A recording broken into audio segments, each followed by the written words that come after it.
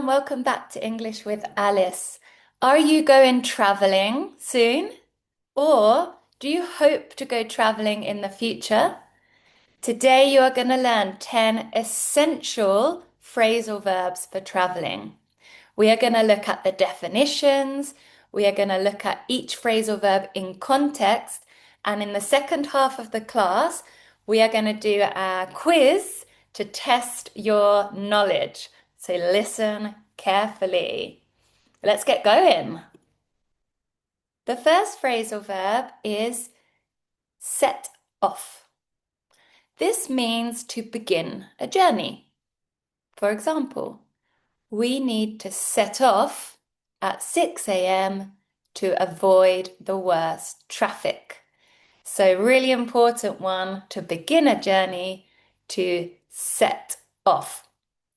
What time are you setting off tomorrow on your travels? So what time are you beginning the journey? Let's look at number 2. Very common one here, to check in. So when you arrive at the airport or at your accommodation, you often need to check in. So it's to register either at the airport or maybe a hotel, any kind of accommodation. For example, please check in at least 2 hours before your flight. So to check in. The next one is to drop off. So to leave someone or something at a destination. Example, my friend will drop me off at the terminal. This phrasal verb you can split into 2 and put the name of the person or the thing in between.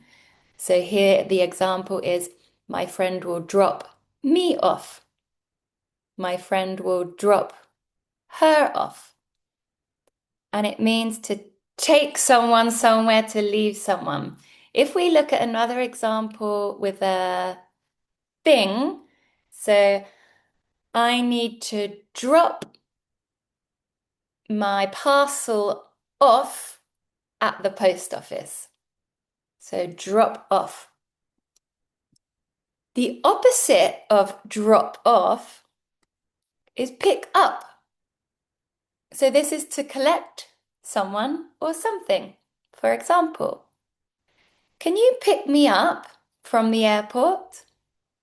So this is to collect someone. So drop off, pick up. And again, we can pick something up.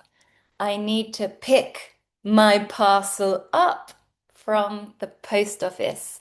Again, pick up. We can separate the 2 and put whatever we're talking about in the middle. This is not only used in traveling. A really common use of drop off and pick up is talking about, I don't know, when you take your children to school. So I normally drop off my kids at 8 a.m. and then I pick my kids up at 4 p.m. So you can use this to talk about collecting people from different places. Okay, next one, look around. Definition then, to explore or visit a place. So let's look around the city centre this afternoon. So a really important one for traveling. Look around, explore. Check out. Check out has a few different meanings. Today I'm going to teach you 2. The first and probably most common use of check out is to leave a hotel, B&B, accommodation. So we must check out by 11 a.m. This then is the opposite of the one we saw earlier, which was to check in. Check in to register, check out when you're leaving an accommodation. This is the most, as I mentioned, the most common use of check out, but there is another meaning. We can use this quite informally to talk about visiting, exploring, experiencing something. For example, why don't we go check out the beach this afternoon? So why don't we go and explore the beach? We can use it for lots of different things in traveling. Shall we check out the Frida Kahlo Museum in Mexico? Shall we check out the new Japanese restaurant down the road? So it's a nice informal way of saying go and explore, visit somewhere. Okay, so two meanings of get out. Next one, get in. The definition in this context of traveling, we can use it to say to arrive when we're talking about transportation. So I could say, what time does your train get in? Time does it arrive? Again with a flight. What time does your flight get in? What time does your flight arrive? Ah, my flight gets in at 3 p.m. It arrives. We have some more with get. Get on, get off. So in this context, we're talking about to board or exit public transport. So this could be a coach, a train, a bus, a tram. So you should get off, so exit the bus at the next stop. Or we are going to get on the bus at the cathedral. So get on means to board, and get off is to exit, to leave public transport. Okay, a couple left. Last one, actually. Look forward to. This is to feel excited about something in the future. It's about anticipation, right? So I'm really looking forward to our next vacation. Look forward. You need the two.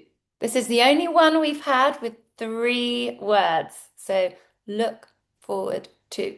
Top tip here, if you say look forward to and then you use a verb, the verb needs to be in the gerund form. For example, I am looking forward to seeing you. So looking forward to seeing, ing. Not I am looking forward to see you. No, I'm looking forward to seeing you. I am looking forward to visiting the Eiffel Tower. So always ing if you're putting a verb. Okay, let's see how much you understood, because now we have the quiz. This is where your learning really takes place. So get a notebook so you can join in. Let's get going. First part of the quiz then, you need to match the verb with the definition, with the meaning. So we have set off, look around, check out, and pick up. Set off.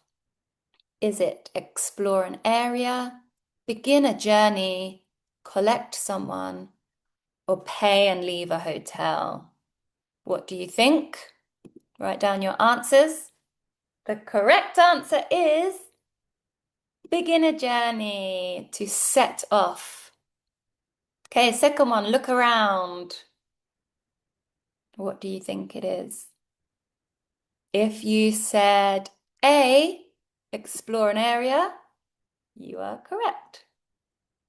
So to look around the city centre. Check out. What do you think? Collect someone or pay and leave a hotel? It is, of course, pay and leave a hotel. And the last one, pick up, to collect someone or something, remember? Collect someone. I will pick you up from the airport. How did you do? Okay, there's another part of the quiz. Let's get ready. Gap fill. Okay. What time does your flight? What do you think it could be?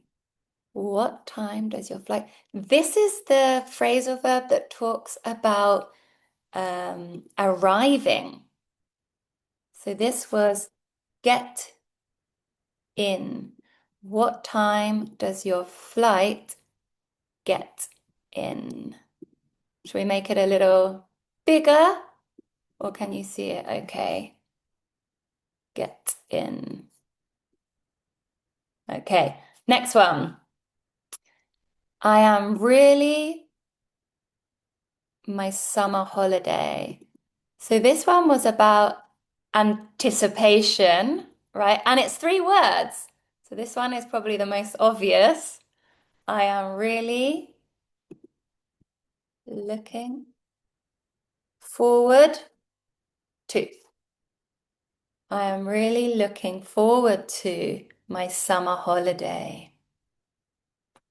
Okay, the last one. Can you meet at the airport?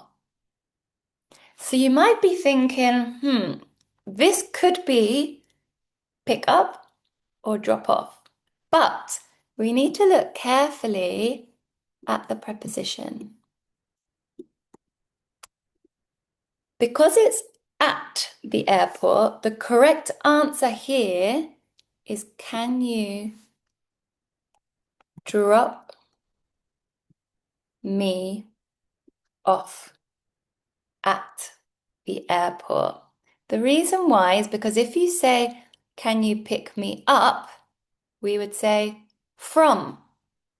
Pick someone up from the airport, but you drop them off at the airport. So this one is, can you drop me off at the airport? Okay, how did you do? All right, the final part of the quiz, let's have a look, is a true and false round. So I'm going to read these sentences and you're going to tell me if they are true or false. Get off means to board a bus. True or false? This is false. Get on means to board a bus. Get off means to exit a bus.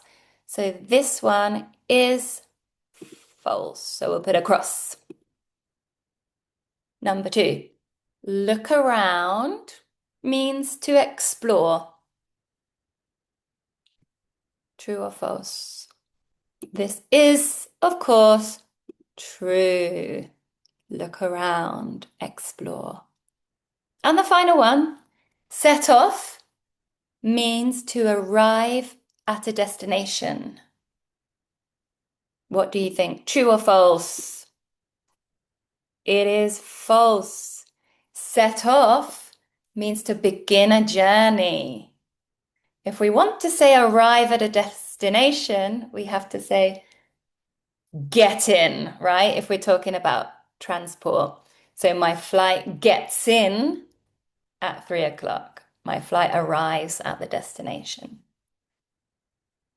Okay, so we have seen 10 phrasal verbs today.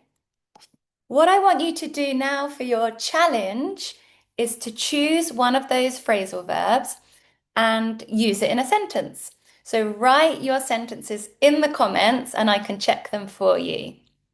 Well, I hope that was useful, everyone.